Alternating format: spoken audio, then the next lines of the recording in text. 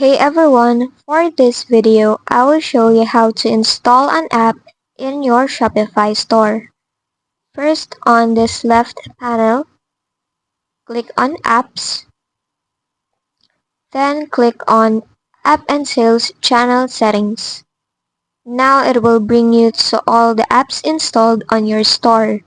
If you wanna add one, click on Shopify App Store on the upper right. Here it will show you all the apps that you can install. But if you wanna search for a specific one, just go on the search bar and search for it. For example, I'm gonna search for Instagram. Then it will show me all the apps related to what I search. Here, there are apps that are free and there are also apps that you need to pay for.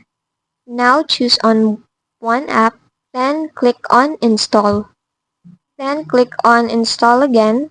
Here, just do what the app requires you to do. Just enable the app and confirm.